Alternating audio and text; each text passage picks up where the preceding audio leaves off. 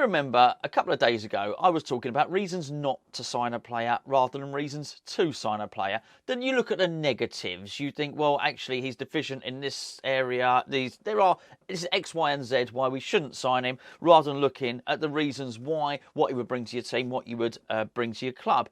And in this video, I want to have a quick look at the reasons for signing Hans Vanaken. Now, before I do that, actually, let's deal with the reasons why not. Now, these are not particularly my reasons, but this is the reasons that I see put out there. Firstly, it's age. He's 29. Well, I say 29. He's actually 30 on the 24th of August. So he's pretty damn near 30, isn't he? Let's be fair. So we sign him. We sign a 30-year-old player. Another one I've already seen it quite a lot. Well, people say, where's the Red Bull model? David Moyes is obviously always going to have to be judged on comments he made during his initial press conference back at his second stint at West Ham, which is, I'm a winning manager. Winning manager's what I do. I quite like the Red Bull model. This is not that. The Red Bull model is, well, whatever you think it is, but it's about buying young players. This is not that. It's buying an old player. A lot of people will say, well, what about the average age of the squad? Ours was one of the highest, second highest possibly last season. I get that as well, by the way. Now, it's not that these are not legitimate reasons. However, as I'm going to argue in this video, I don't believe the negative reasons are reasons enough not to sign him. I think the positives outweigh the negatives. Little bit of a spoiler there. I think the other one, when I'm looking at it, is he's not a fantasy player in terms of I think it's a climb down. If you look, I think we were willing to probably bid 30 to 40 million pound for that Núñez, who looks like, I don't know if he's gone to Wolves or he's going to Wolves. I don't really pay any attention to other football clubs, truth be known. Onana, looks like we were trying to sign him. Again, 30, 40 million. We tried to sign Phillips. Now, look, this guy here is a different player. Vanaken is different to Phillips. He's different to Onana. But I think the point is we got used to having sort of 40 to 50 million pound to spend on a midfielder. So then we look at this and you think, well, hold on a second, this is not that. This looks like a cheap, older alternative. And do you know what? It is. It really is. However, I just want to make the counter argument here. David Moyes, I think, can't get the players that he wants. If you remember 18 months ago, he had some money for Sebastian Haller. He didn't spend the money on Sebastian Haller. He was a little bit cautious. If I want to keep this money. I do wonder if he's in a position where he's already gone through his first three choice big midfield signings, right? I do want to make the point, he is not a defensive central midfielder. This guy's an attacking midfielder who he's in the box an awful lot. It's not the same player. There's more of a comparison to Jesse Lingard than there is to some of the midfielders I mentioned. But I do wonder if David Moyes has looked around, he's seen his first, second, third, fourth choice targets. He can't get them for whatever reasons. Whatever reasons. Moyes MOT, club being unattractive, unrealistic transfer targets, all that stuff, we can't get them. And David Moyes is not in a position where he can turn around and he can look at it and he can say, well, actually, what I'm going to do is I'm going to do what I did with Sebastian Haller and wait, and I will try and get another players further down the line because we don't have the numbers to do that. Basically, he needs to bring some bodies in. And I do think that he's got to a point now where he doesn't see anybody else there of value for that sort of 40 to 50 million pound mark. I think what he's doing is, do you know what? I might save some of that money for next season, but I've got to get a body in. And I think Vanaken is the answer to that. I think that is his answer. Now, I haven't had to do an awful lot of research on this guy because we were linked with him a year ago. I did a video, done a video before, and to be fair, he's not somebody that you need an awful lot of scouting. He's not an unknown. He's played I don't know 20, 30 times for Belgium. He's scored about 130 career goals. He's not an unknown quantity. A lot of goals from attacking midfield. This guy scores, and we've looked at him before. And actually, the more I look at it, the more I think actually this is quite a sensible signing. I really do. And I'll tell you why in just a second. Before I do, make sure you got your Spitch fantasy football team ready for this weekend. If you've joined up to our mini league, it refreshes every single week. If you're not in the mini league, you still need to get your team in anyway. If you're playing the free games, because Spitch has got a lot of free games. If you're playing the games where you pay to play and put your stake forward, then you need to get your teams in now. There's big prizes, up to £70,000 worth of prizes every single game week. Last last week on Spitch, I beat Gio. He mentioned it in his video. I'm mentioning it again now. I'm going to beat him again. He better get used to it. Now, the great thing about the Spitch Fantasy Football is it analyses the data a little bit differently to other fantasy football apps, and it allows you to go over budget. So if you overspend on your team, that's fine. It'll just take it off of your points. So I went a little bit over last time, but I got Gabriel Jesus in my team last week, which I think was a major thing. Anyway, Spitch are sponsoring this video. We thank them very much. Download the app. It's free to join. It's free to play. If you want to pay more, then you can do, and you can be in for the big bucks. But there's always money available to win, even in the free games. It's a fantastic app. They're affiliated to our friends over at OneFootball. Really good bunch of guys. Please, if you download it, click the link below. They'll know you've come from Hammer's Chat. You've got to be 18 or over to use the app. Now, Vanaken. Let's have a little chat about him.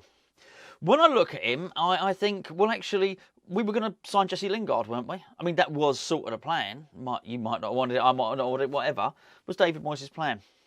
I look at this and think, well, this guy's more or less the same. In fact, he's more or less the same, but he's got more pedigree than Lingard. I mean, he really does. Lingard spent a lot of his career not playing. That's not the same for this guy. This guy is an attacking midfielder who scores loads and loads of goals. And you know what? About 10 million, which is what I think it is, I think it's good value. I think he's never played for any one of the big clubs. I think there's an immense amount of talent there. And I make the comparison with Lingard. I'm going to make another comparison now, but I'm not saying he's going to have the impact of this guy. But actually, we would never have signed Dimitri Payet, would we, if we'd have had this whole thing about age? Because Dimitri Payet had pretty much... He had loads of talent, but when we signed him, he'd not really ripped it up. It was really... Dimitri Payet, I would argue, his career took off properly when he came to West Ham. Then he got in the France squad. He started, and everyone was aware of him. People were aware of him in Europe, don't get me wrong. He had really good stats, but so does this guy. But he actually became stratospheric. He became a superstar after he'd been at West Ham, or whilst he was at West Ham. But he was 28. We never would have signed him. Let's be fair, a bit of a problem player. But, I mean, he was great. He was fantastic. And you know what? Here's the thing. I think sometimes we get so caught up with buying a player that that's young and a player that's going to be around for 6 or 7 years. You know what? A player that plays well for a club for 2 or 3 years is still a good player. I mean, most of them don't outlast that anyway. And I do believe this guy would be a very, very good player. So what if he's 30? He's not based on pace at all. I know I'm the biggest advocate of getting players in who are quick. He's not quick. But I tell you what, his technique is completely honed. He's so good, it's hard to tell whether he's left or right-footed. He's right-footed, by the way. But his technique with his left foot is exemplary. Very, very two-footed.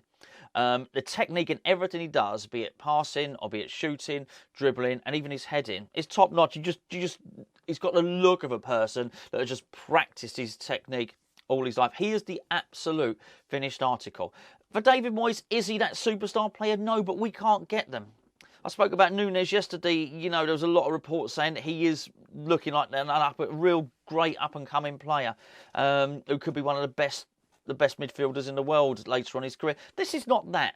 But we're not paying for that. We won't pay anywhere near that in wages, and we won't pay anywhere near that in transfer fee. And maybe, just maybe, getting this player over the line allows us to defer that decision and gives David Moyes a little bit of breathing space whilst putting an extra body in the team. He's a nightmare. He's a nightmare from set plays. 6'5", as I may have already said. Absolute nightmare from set plays. But don't think you're just getting some big, tall clogger here. His technique is excellent. He always manages to pick the correct space to shoot in the goal, even in a crowded penalty area. He's got that timing, just the delayed run timing into the box. Not from as deep as Souček, because he's always a little bit close to the action. Reads the game fantastically. Basically, Hans Vanaken's an amazing footballer. He's a brilliant footballer. One of the world's best, no. But there's a guy that still gets into the Belgium team. They're no mugs. That's a really good team. Look at the Belgian team. They've got some really, really good players. And I do remember Gio doing a video, well, it was last season. He was talking, he made the video off the back of an article that David Moyes did an interview, should I say, that David Moyes and his coaching staff did when they were at Everton. It was about in this room, this transfer room, and on the room there were 3 different whiteboards or chalkboards or whatever they were, and there were a list of targets basically, and they were, you know, really expensive targets, and then if you can't get those, then a sort of list of secondary targets, then some loan targets. There were 3, and I'm pretty sure with this one he's gone off that initial chalkboard of wonderful dream targets. He's now looking at others, but it doesn't mean they're not extensively scouted. It doesn't mean they're not good, and you still value in a good player there. And look, I think we've bought Young. I don't mean Ashley Young. The irony is that Ashley Young is now old. I think we've bought Young in terms of, obviously, Scamacca's a young guy, Gerd's in his mid-20s, as is Cornet. I think that's the intention. I think when he was looking to buy, people like Nunes, look, he wanted to buy Onana. All right, he didn't get the job done. We can even put the blame on David Moyes if we want. But what you can't say is that he didn't want to buy him because of his age. Onana's 20 years of age. He's tried that, okay?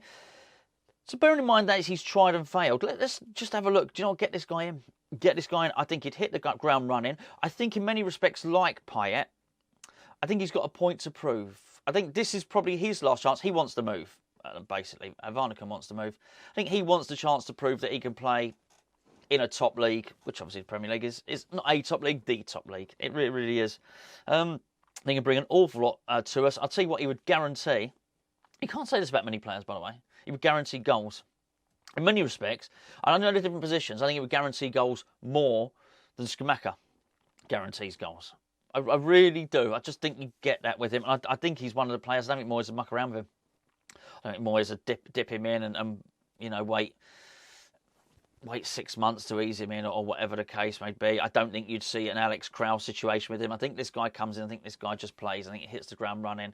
And I think it'd be one of those signings where other clubs would look and say, oh, why don't we take a punt on him? He's a player that all the clubs would have been aware of since he was 23 or 24. But for whatever reason, nobody's quite taken the plunge. And I do wonder if now's the point. He'd be highly motivated. He knows it'd be the last big move of his career. I think he'd be really good for West Ham. And there you go. Those are my reasons why we should sign Hans Vanaken. Hans Vanaken. Or Hans Vanaken, whatever you want to say. Sorry, bad joke. Shouldn't have done it. Should have left it, really, shouldn't I? I couldn't help it. I wanted to do it at the start, but anyway, there you go. 6:40 tonight, by the way, for the Conference League game. Join myself and Gio. We'll be talking you through all the build-up. Then watch along with Charlie. It's on BT Sport. This one. The next game is on Premier Sports. Excited for the game. Anyway, there you go. Anyway, look, if you've got nothing better to do, if you're waiting for the game, go and watch Hans Vanaken's 100. There's a video up. It's done. It's whatever. It's a Club Brugge video. Hans Vanaken, 100 goals. Ain't bad. It ain't bad at all. And I think you might come to the agreement. Actually, you know what? For 10 million, this boy or old man is worth a punt.